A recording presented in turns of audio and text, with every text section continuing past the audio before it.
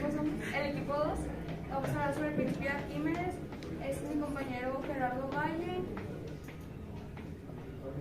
Pablo Muralla, Daniel Armando y Jair Macías y yo, María Fernanda.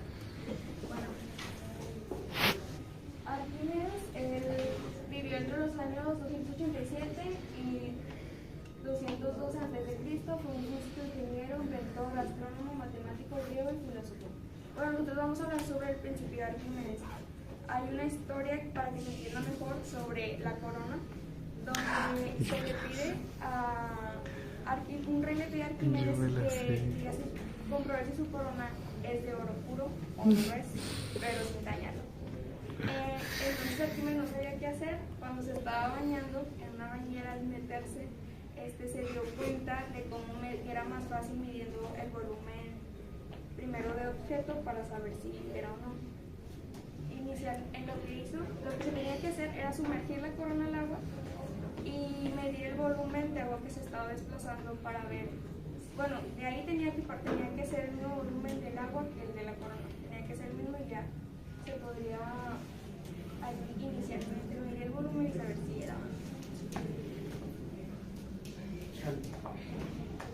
Bueno, a continuación les voy a enseñar un ejemplo, pero yo lo voy a cambiar. No sé si ustedes en la infancia hayan tenido una alberca de círculos, para hacer más específico, de esas que compras en la Obrera por 100 pesos. Bueno, la llenas a, no sé, un aro o dos, y cuando uno se mete, ¿qué pasa? Se desborda. Si se mete Kevin, pues se va a desbordar todo.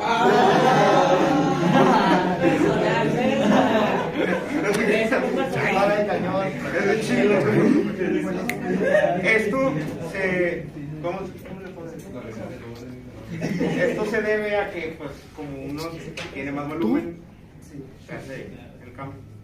No sé si alguien más me quiere retroalimentar. Se desplaza por medio del peso del objeto, ¿verdad?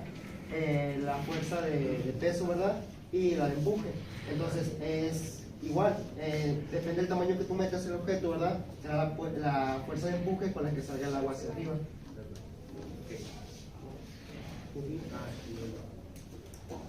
Bueno, el principio de Arquímedes nos indica que todo cuerpo sumergido en un fluido experimenta una lucha entre dos fuerzas, que sería su peso y el empuje. Aquí podemos ver tres representaciones. Aquí nada más conseguimos lograr dos. Esta con un barquito que la fuerza del empuje pues no supera al peso que tiene el barco. En cambio esta, su peso gana y se mantiene abajo. La otra no lo conseguimos.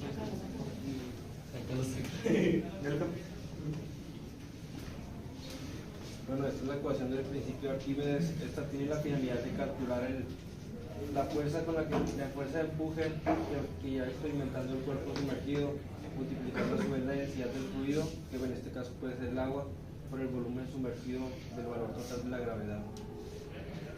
En la representación también podemos recordar que la densidad es masa sobre el volumen, y al final la fórmula de empuje se reduce solamente al producto de la masa del fluido desalojado por la gravedad. Bueno, ahora yo les presentaré el experimento. Tipo de la pieza, ¿verdad?, que observamos. Para el video lo voy a hacer aquí físico, es ese video de cómo se hace el experimento, ¿verdad? Su peso es de 100 gramos. Pero vamos a hacer aquí físico. ¿Tienes la máscara?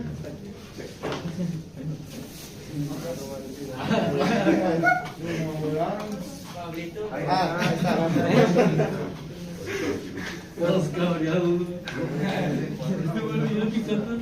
Vamos a checar el peso del objeto, ¿verdad? 96 gramos.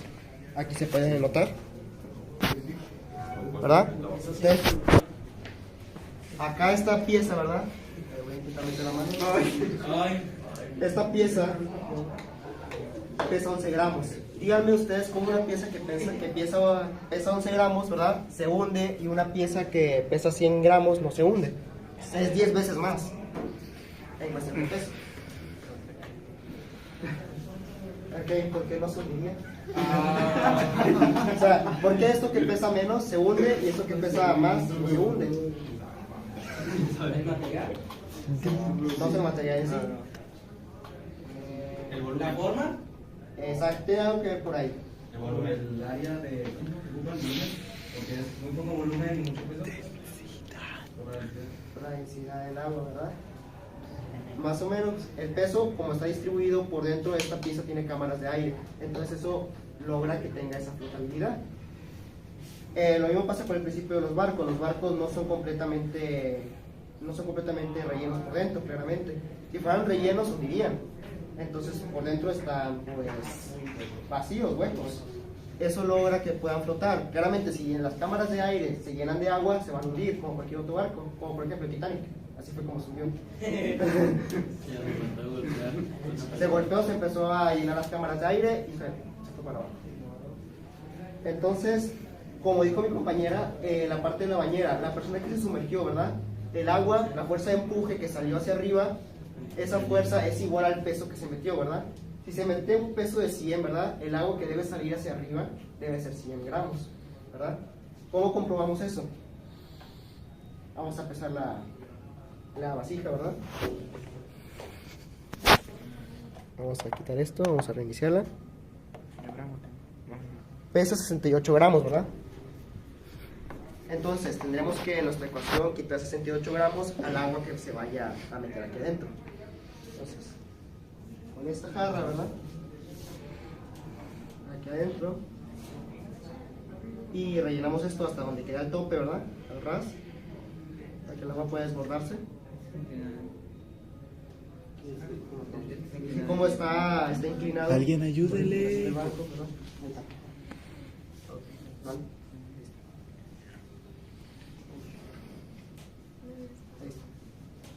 Con eso yo voy a meter esta pieza de 100 gramos. Se va a desbordar, ¿verdad? Se desbordó suficiente, vamos a sacar la pieza. Y ahora retiramos la cubetita, ¿verdad? Y el peso que hay en esa vasija debe ser igual o similar al peso de la pieza sumergida, ¿verdad? Que recordemos que la vasija eran 68 gramos, ¿verdad? Da 193 menos 68 dan 130, que estaría más o menos similar a lo... Es que se me derramó poquita agua, ¿verdad? Pero es similar a la pieza que se metió.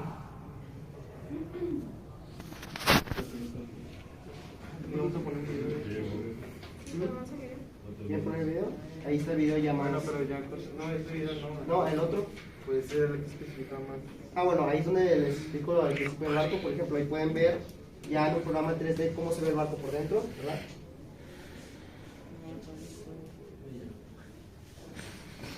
Y ahí se ve un video de flotabilidad del barco.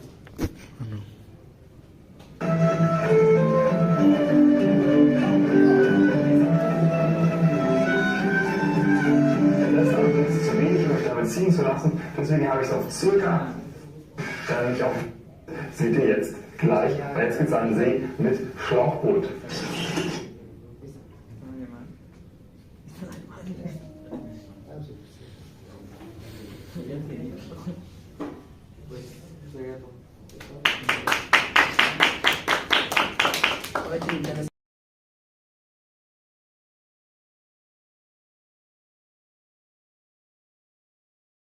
De física, conformado por Garza Moreira para Antonio, Limón Pérez María Fernanda, Luna Mendoza Daniel Armando, que no nos puede acompañar ahorita, Macías Delgado Yair y Serrano Valle Gerardo Santiago. Bueno, te explico una turbina termodinámica. No, pues sí.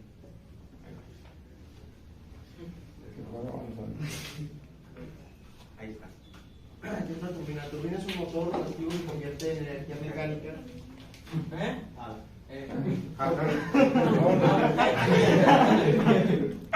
No, pues sí. Ya está bien. Ahí está. Ahora sí.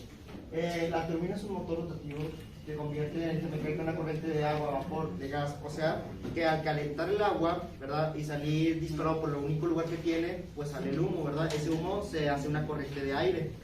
Lo que debería estar aquí pasando es que el agua se evapora, se genera humo por dentro de la lata y hasta que se llena completamente de humo empieza a salir para poder hacer girar la hélice, ¿verdad? La turbina. Bien. Continuando con la presentación, yo les voy a hablar sobre la clasificación de las turbinas. Estas se dividen en turbinas hidráulicas, de vapor y turbinas de combustión. Hoy en día la mayor parte de la energía es producida por generadores movidos por turbinas. Yo les voy a hablar sobre la turbina de vapor. Esta se encarga de transformar la energía de un flujo saliente del vapor en energía mecánica. Este vapor es generado en una caldera de la que ya sale bajo unas condiciones de elevada temperatura y presión alta. Para resumir todo, una turbina de vapor se encarga de transformar la energía proveniente del vapor en energía mecánica, que posteriormente es utilizada y aprovechada para producir electricidad. Bien, vamos con las aplicaciones industriales, las aplicaciones de la termodinámica en las turbinas. La primera sería aplicaciones industriales, que se usa más para las materias primas y todo eso. Aquí un ejemplo claro pues es el del ¿cómo se dice? Barro bloco. A continuación también la de la arquitectura, que se usa más en el campo de construcción para tener en cuenta transferencias térmicas entre el exterior y el interior de la vivienda. Y la generación de electricidad, que pues, como se ve en la imagen, en todas las centrales térmicas, ya sea de combustibles fósiles, energía nuclear o centros solares, se utiliza en el interior de la vivienda. Y la generación de electricidad, que pues, como se ve en la imagen, en todas las centrales térmicas, ya sea de combustibles fósiles, energía nuclear o centros solares, se utilizan estos conceptos para accionar turbinas de vapor y generadores eléctricos. A continuación les voy a poner un ejemplo, un video de ejemplo sobre la aplicación industrial, pero en el barro bloco.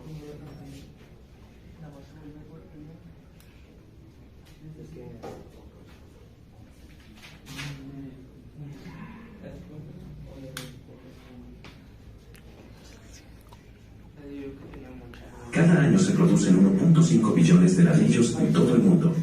El ladrillo se ha utilizado como material de construcción durante al menos 5.000 años.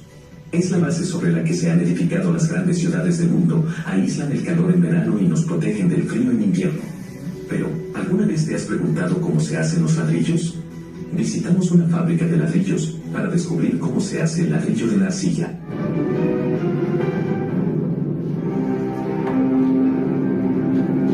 El ladrillo es uno de los materiales de construcción más robustos que existen. No se pudre ni se deforma. En esta fábrica se hacen ladrillos desde 1891. El ingrediente principal de la mayoría de los ladrillos es la arcilla. Cada ladrillo se fabrica con arena y dos tipos diferentes de arcilla que se extraen de una cantera. La arcilla es uno de los minerales más abundantes de la tierra. Se encuentra bajo la superficie y está llena de agua, lo que la hace blanda. La arcilla puede ser moldeada en todo tipo de formas. Además de la arcilla, los ladrillos se hacen con esta arena. La arena es muy fuerte y está hecha de rocas que se trituran en trozos muy pequeños. La arena se mezcla con la arcilla para fabricar ladrillos. Estos dos sencillos ingredientes naturales no son tan fuertes por separado, pero unidos se transforman en uno de los materiales de construcción más resistentes y duraderos del planeta. El diseño del ladrillo apenas ha cambiado con los años. La arcilla y la arena llegan a la fábrica desde las canteras cercanas. La materia prima es demasiado brumosa para hacer ladrillos, por lo que una trituradora gigante la muele en trozos más pequeños que se envían en una serie de cintas transportadoras a la planta. Cuando la mezcla entra en la trituradora, está seca como el polvo. El siguiente paso es añadir agua a la mezcla. Cuando la arcilla está hidratada, le da a la mezcla la plasticidad necesaria para moldear el ladrillo. Una vez cocida, se endurece y aporta resistencia. Las burbujas de aire debilitarían los ladrillos acabados, por lo que una bomba de vacío aspira el aire. Cuando el lodo tiene la consistencia adecuada, pasa por la máquina de extrusión. La máquina empuja la pasta cercanas. La materia prima es demasiado brumosa para hacer ladrillos, por lo que una trituradora gigante la muele en trozos más pequeños que se envían en una serie de cintas transportadoras a la planta. Cuando la mezcla entra en la trituradora, está seca como el polvo. El siguiente paso es añadir agua a la mezcla. Cuando la arcilla está hidratada, le da a la mezcla la plasticidad necesaria para moldear el ladrillo. Una vez cocida, se endurece y aporta resistencia. Las burbujas de aire debilitarían los ladrillos acabados, por lo que una bomba de vacío aspira el aire. Cuando el lodo tiene la consistencia adecuada, pasa por la máquina de extrusión.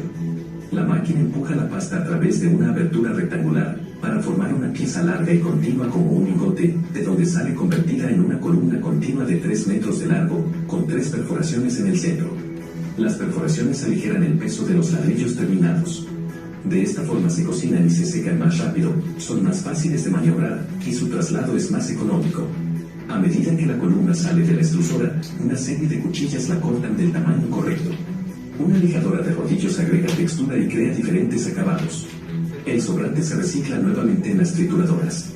La guillotina corta la losa en secciones de 3 metros de largo que se introducen en una cortadora de APA. Los hilos cortan la arcilla formando ladrillos.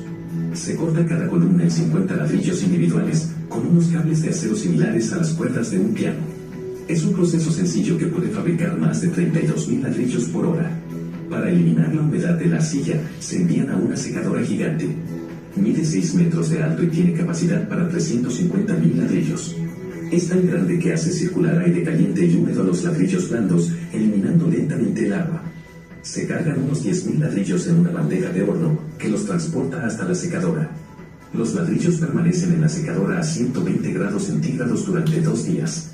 Es importante que el secado sea lento y parejo, porque si quedaran depósitos de humedad en los ladrillos, estos podrían explotar dentro del horno. Para aumentar la resistencia del ladrillo, se cuecen en un horno de 117 metros de largo. Una vez en el horno, el gas natural los cocina a unos 1000 grados centígrados.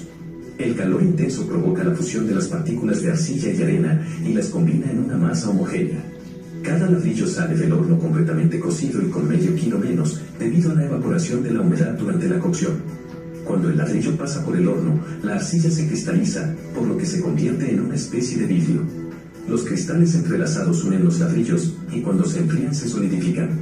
Los ladrillos salen del horno después de 32 horas y se envían algunas muestras para ser probadas en la cocina. Se hierven en una cacerola de gran tamaño y se ponen bajo la parrilla. Una vez superada la prueba, cada lote es... Esta planta produce más de 110 millones de ladrillos al año. Los ladrillos terminados pasan a un patio de almacenamiento para ser cargados en camiones que los llevarán a su destino. Si quieres saber cómo se hace el cemento, tienes el enlace en la descripción y en el primer comentario. Dale like al video si te ha gustado y compártelo.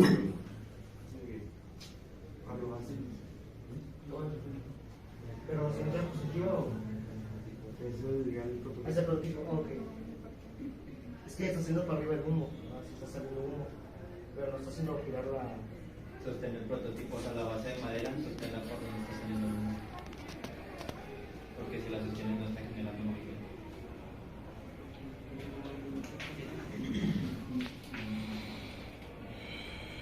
Ya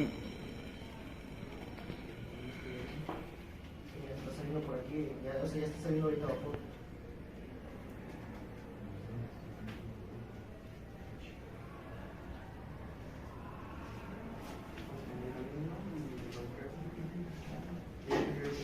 Bueno, mientras intercámbiense los exámenes que prepararon, los que no trajeron examen no lo intercambio. Tienen 20 minutos antes de que llegue el otro examen.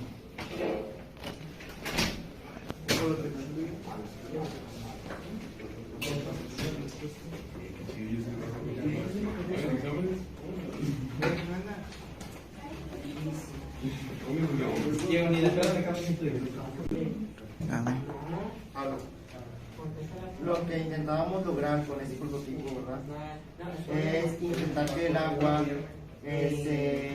pasara a su punto de ebullición y empezara a generar humo. Este humo saliera por el agujero y esto hiciera girar la turbina. Como vemos aquí, el humo sí sale de la botella, ¿verdad? Y sí sale como si dice el gas, pero no llega a mover la turbina.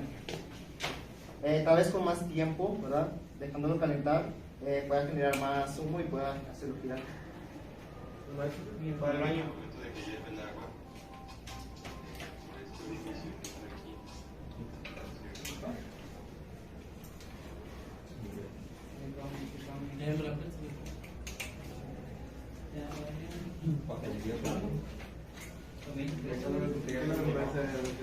Cuando pasa esto, lo que está haciendo es está calentando el agua que está dentro de la botella de Coca-Cola. Esta sale por medio de humo por el agujero, ¿verdad?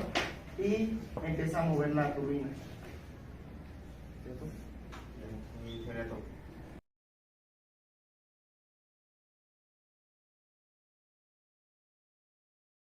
Vamos a presentar nuestro prototipo. Nuestro equipo está conformado por Pablo Antonio, Jair Macías, Daniel Luna, Gerardo Valle y pues yo, Limón Pérez. Y vamos con el prototipo que es del campo eléctrico. Bueno, pues yo voy a hablar sobre el principio de inducción electromagnética. El principio de inducción electromagnética es uno de los conceptos fundamentales de la electricidad y del magnetismo. Fue descubierto por Michael Faraday en 1831 y se ha convertido en la base de muchas tecnologías modernas como los motores eléctricos o los transformadores o los generadores eléctricos. La inducción electromagnética se refiere a la generación de una corriente eléctrica en un conductor debido a un cambio en el campo magnético que lo rodea. Cuando se mueve un imán cerca de un conductor o se cambia la corriente que fluye con un conductor, se genera un campo magnético alrededor del conductor. Este campo magnético induce una corriente eléctrica con el conductor, lo que se conoce como corriente inducida.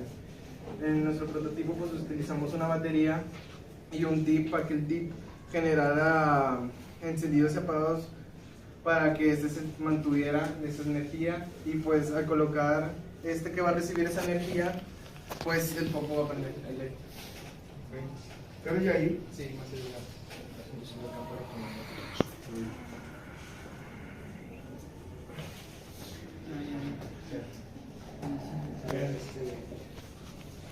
Bueno, aquí tenemos la carga inalámbrica, creo que ya todos sabemos cómo es, ¿no? Se está implementando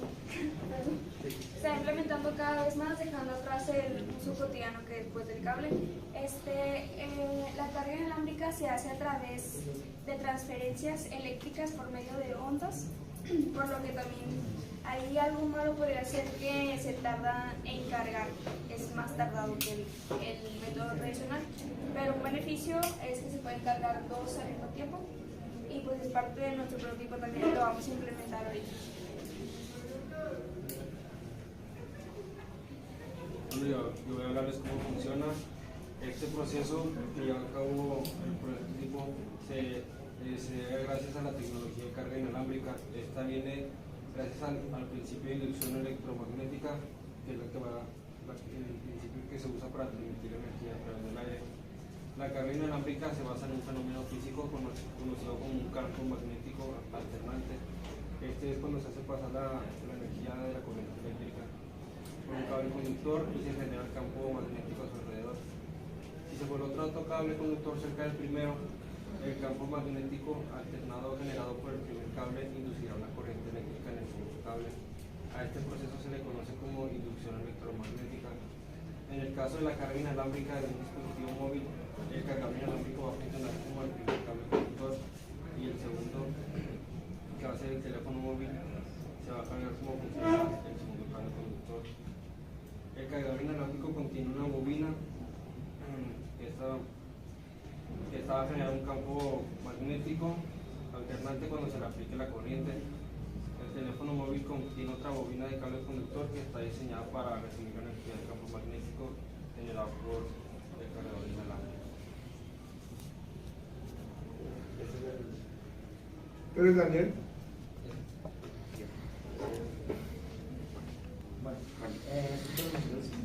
Bueno, los materiales usados son una batería de 9 volts, un tip 2N222, alambre de cobre y un LED. Sí. Ahora, no sé si fuera... Exactamente. Perdón mi ignorancia, ¿qué es un DIP? Un DIP 122 es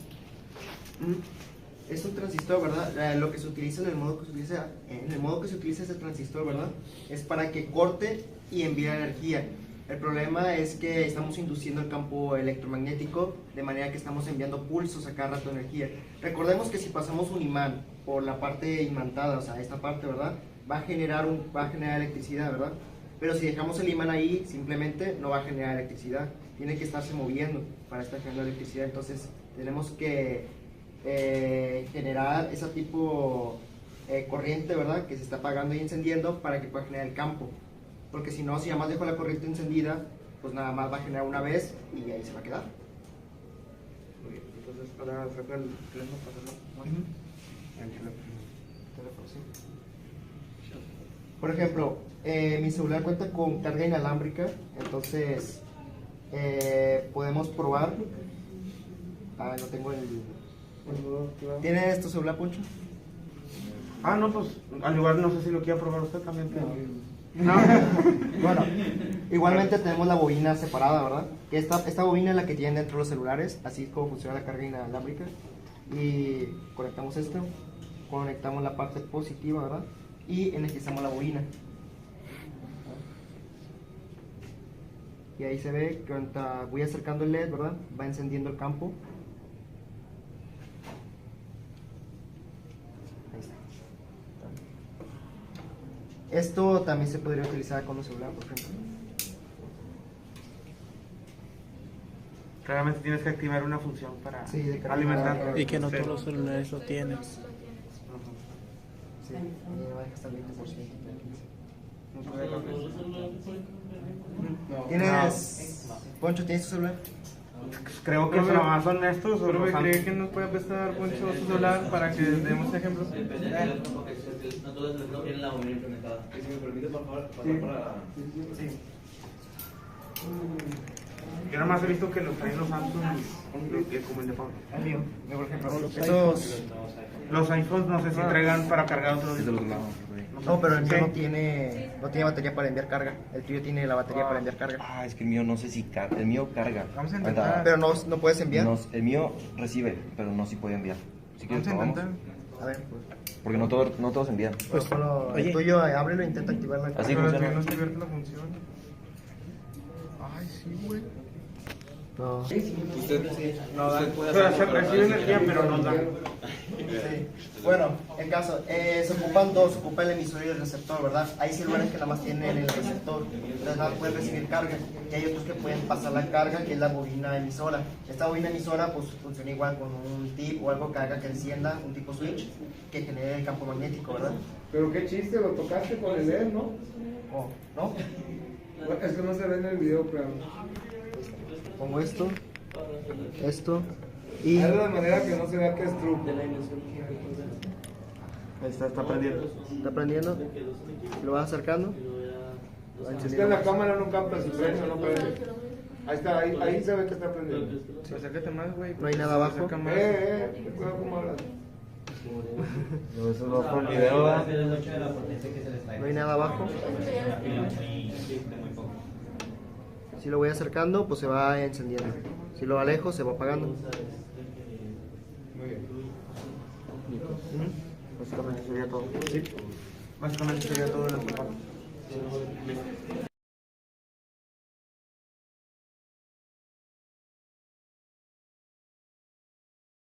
Somos el equipo 2. Nuestro equipo está conformado por Pablo Antonio, servidora María Fernanda, Daniel Armando, Macías Delgado y Gerardo Valle. Nosotros vamos a hablar sobre el sonido. El sonido lo podemos definir como una propagación de ondas o viene siendo cualquier fenómeno que sucede a través de cualquier fluido sólido. Este consiste en ondas sonoras y acústicas que se producen cuando las oscilaciones de la presión del aire son convertidas en ondas mecánicas. Por lo tanto, el sonido puede ser una onda mecánica que se propaga a través de un medio elástico, entendiendo como medio elástico aquel que se deforma cuando la onda está pasando y recupera su forma una vez que ha pasado a través de él.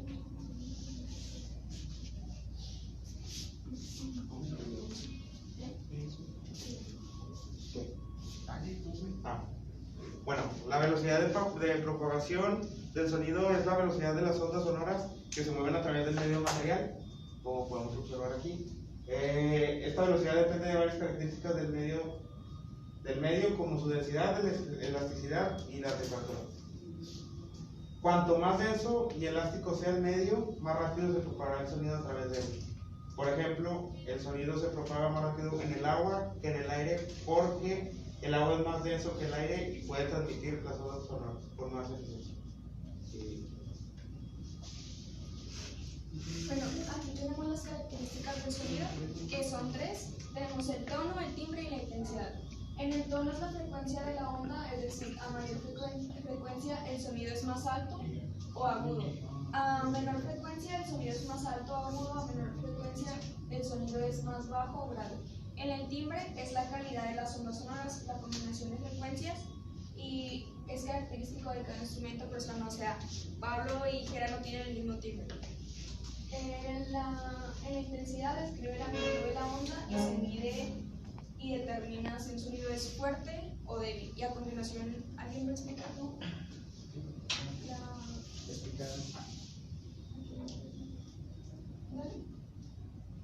A nivel de intensidad. Bueno, yo voy a hablar sobre la intensidad del sonido. La intensidad del sonido es la medida de la cantidad de energía es una onda sonora por unidad de área hacia la dirección de propagación, y utilizaremos esta como fórmula de Rodius por metro cuadrado para hallar la potencia. Y sabemos que la intensidad se podrá escuchar más por el oído, porque son más de la intensidad, y aquí podemos ver sus niveles. Existe un bajo y un alto. Este pues podemos ver que son bajos niveles, y eso va a ser lo más alto. Y pues ya básicamente eso sería todo. Vamos a pasar con el prototipo. Para el prototipo, ¿verdad? Lo que tenemos es el sonido, ¿verdad? O sea, vamos a captar las ondas de sonido por medio de un microelect, y esto lo vamos a transformar a señales eléctricas, ¿verdad? No vamos a transformar un voltaje como tal, sino una señal de pulso para encender y hacer el paso de corriente como si fuera un switch, ¿verdad? Entonces, para eso, vamos a conectar el potenciómetro, una resistencia reguladora. Tiene la patita esa doblada. Se conecta, y el que va aquí, este va positivo de la pila, y este va negativo. Ahí. Y lo seteamos donde esté la luz a punto de encenderse, y si tienen alguna música, ¿verdad? Por ejemplo, si aplaudimos, sí se va a empezar a prender, ¿verdad? Ahí va Depende de la cantidad de sonido, ¿verdad? Si es más fuerte, se prende más fuerte el LED. ¿Y con la música? Con la música. From heaven, we all gotta get fed. Can't let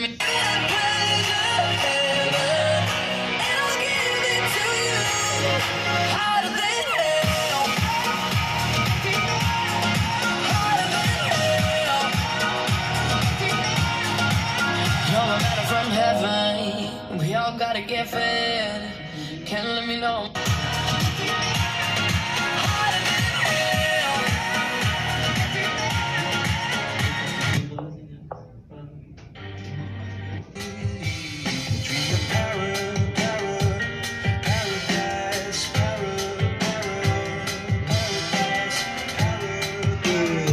Con esto, ¿verdad? Podemos explicar de qué manera puede servirnos el sonido, ¿verdad? En una aplicación real, captándolo y transformándolo a una señal para poder encender, por ejemplo, LEDs o cualquier otra cosa.